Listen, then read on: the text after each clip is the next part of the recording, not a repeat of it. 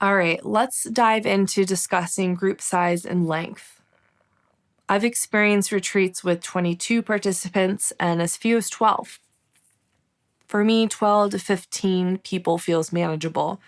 Any more than that, and I'd potentially need additional help. If you opt to host your retreat at a retreat center versus a villa or boutique hotel, and I'll get into that more in just a bit, one of the first questions to ask is what's the minimum number of participants needed to ensure that your accommodations are covered? Some places require at least 8 people, while larger venues might require 18.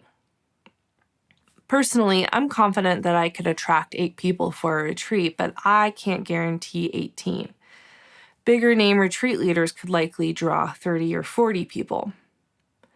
Retreats for smaller, more intimate groups are also an option. This scenario would likely require a boutique hotel or a private villa, and we'll get into that as well.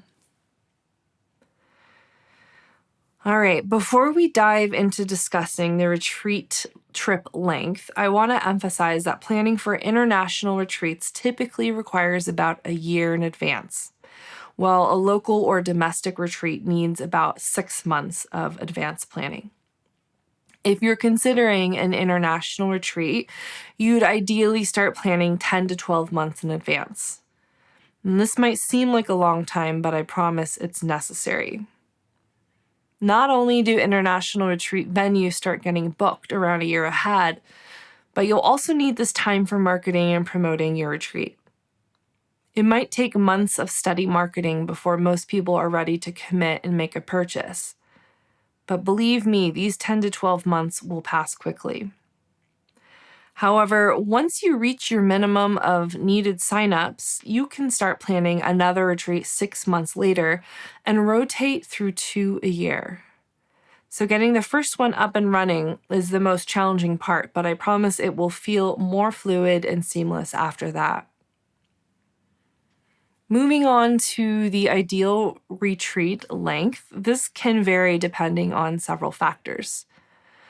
For domestic retreats, a typical duration is from Thursday or Friday through Sunday. Many international retreats last Saturday through Saturday, although some venues offer flexibility for shorter durations. For instance, some of my California-based clients prefer 5-day retreats in Mexico due to the convenience and proximity. If you're considering a destination further away like Central or South America, a week-long retreat would be more suitable to account for travel days. Much further destinations like Bali, I recommend a duration of 10 days. While considering travel days as part of the retreat, remember that people need a few days to relax and unwind once they arrive. For instance, I was recently chatting with an American client who was thinking of planning a 5-day retreat in Europe. When I pointed out that 2 of those days would involve full travel and that attendees would only begin to unwind as the retreat ended, she extended it to 8 days.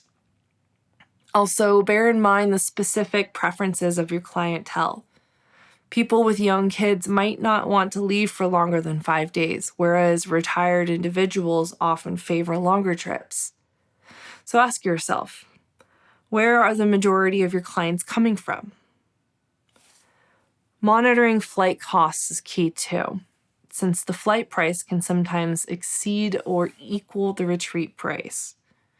I recommend using the Hopper app for flight checks as it predicts price changes and optimal purchase times.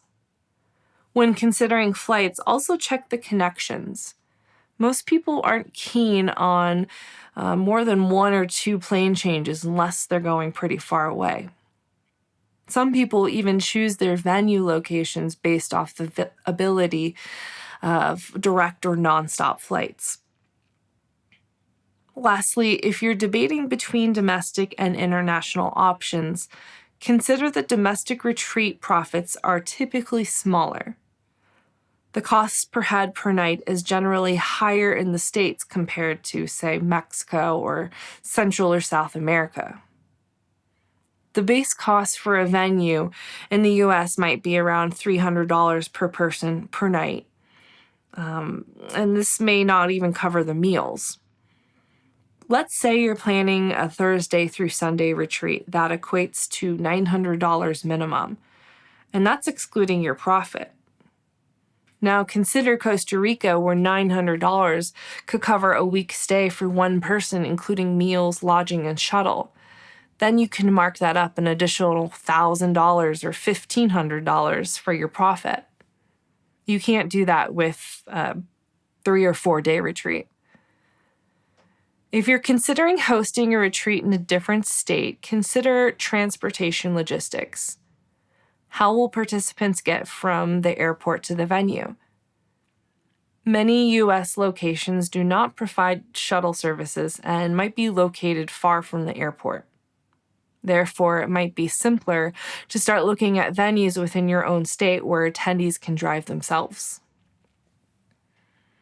Before we move on to the next video about location, I want you to check out the PDF with all the important bullet points and questions to help sort this information out. I don't want you to get stuck in analysis paralysis, so don't be afraid to answer them broadly. Start with general ideas that you can wrap your head around, and then we'll get more details as time goes on. Once you have these questions answered, then meet me in the next video where we'll talk about what to keep in mind while searching for the perfect retreat venue.